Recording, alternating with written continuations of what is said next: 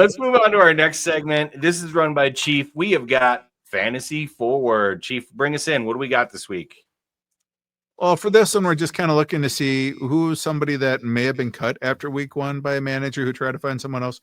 Just sort of a waiver wire pick of what do you want for your fantasy. You need to fill a slot. Maybe somebody dropped a deuce. Maybe you picked up a young running back from the Steelers and they didn't show up. So who's somebody that you can come in, fill the slot on your fantasy team? And for this one, do you have anything in mind, Derek?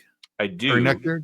I do have something in mind, and it's weird, but I think it's a good play. Okay, because I guarantee they're out there.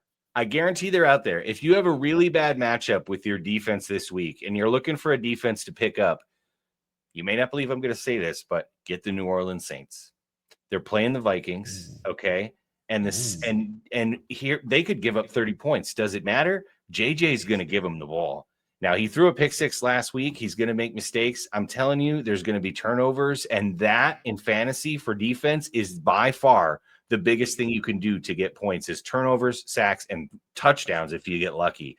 And I'm telling you, if you got a bad matchup, go for the defense that's playing a guy who's just starting out in the league, who's shown already that he makes some mistakes. Yeah, man. Like, go pick up the Saints. It's worth a waiver. I was thinking about doing it myself, but I've got a good matchup with the Rams this week, I feel like. So I'm going to keep my Rams defense. But just saying, they're probably out there in all your fantasy leagues. Maybe think about picking up the Saints. I think JJ McCarthy had like negative net yards in the game against the Bears when you combine all the sacks. Until the fourth quarter, right? And then I mean for the whole game, because if you combine like the times he got sacked, the pick six, and the yards that are returned, all of them together, I think he had negative net yards. If you include the pick six, then you are correct. Yes, that is true. Yeah, that's why I'm saying that's a good play.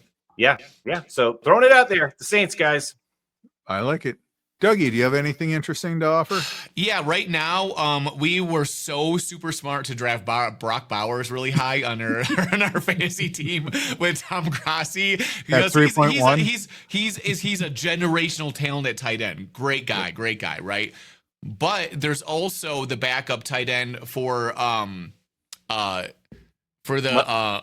Mayer. For the Raiders, so he might be a good pickup this week, and he gets a lot of playing time. They put him on the field a lot, especially when Brock Bowers is so good. Probably because he's a little bit more of like a blocking guy, but he's pretty good too. Well, he's a second-round draft pick, wasn't he? Yeah, and he's actually pretty talented. And he got Brandon Strange from the Jacksonville Jaguars.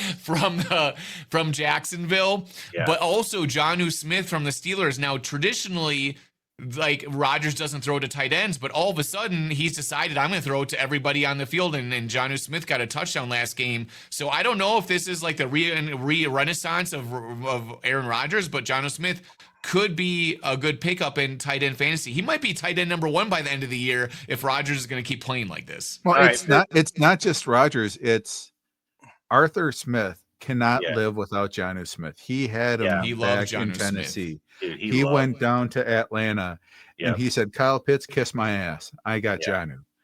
So he might be whispering in his ear at night. Rodgers, throw it to Jonnu.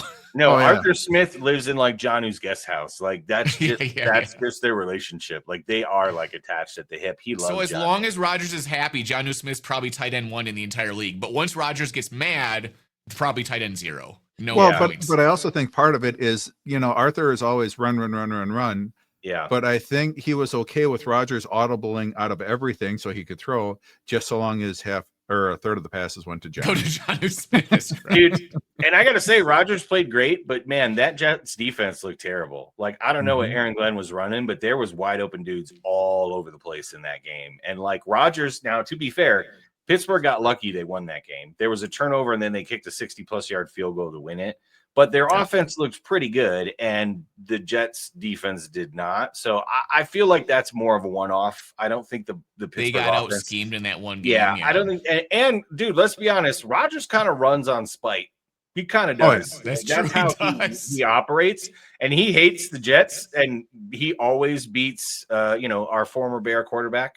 Justin Fields. So like I think it was maybe just in the cards that Rodgers was going to do well that game. I got to see it again against Seattle, who I think has a good defense. Not great yet. He also will hate Seattle too with all those games that they beat us and stuff. He might have a little bit of spite. Yeah, I don't know if it's as much spite because all those people Nah. are gone. All those people are gone, but like Yeah. we'll see. I mean, like I said, I predicted him to beat us. Like I predicted us, like the Steelers, to beat the Packers. We need a but spite meter for Rodgers. Like, Yeah. how high is his spite meter? I think it might go Jets 1, Packers 2. I think he's got a lot of spite for the Jets and Aaron Glenn. So he's pretty happy he got that. What about you, Dave? What was yours? For me, holy cow, all my displays are turning off. Can y'all still see me? Yeah. Okay. Well, that's all good. For me, Rodgers I think heard us. He's messing with us. Yeah, Aaron Rodgers Right? Yeah, dude. For me, it goes back to the game of the week that Yud called earlier with the Eagles and the Chiefs. I think it's going to be a lot like the Super Bowls, where I think that the Chiefs are just going to get thrown around, and then you're going to see a lot of garbage time yards to either Juju Smith-Schuster, who went 5 of 5 this last week, or to Hollywood Brown, who went 10 of 15 or 10 of 16 receptions. Because if you remember in the Super Bowl in the second half, Xavier Worthy ripped off 2 touchdowns, got a lot of long bombs and whatnot. Mhm. Yeah. I think it's going to be a lot of the same. So I know Juju should probably be out there. He got picked up in one of the waivers in one of my leagues.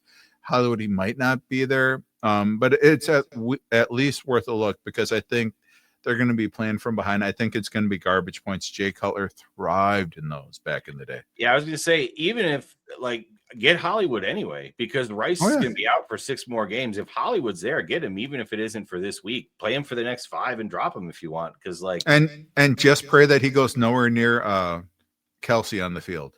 Yeah. He'd be knocking yeah. wide receivers out like it ain't nothing. dude, You know, Travis Kelsey is like, Xavier Worthy's getting too much attention. I'm just going to have to take him out now. yeah, Mm. maybe Xavier said something bad about Taylor. He's like, Beyonce should have won that Grammy, and then That's Taylor's right. like, oh, what? I'm gonna take you out.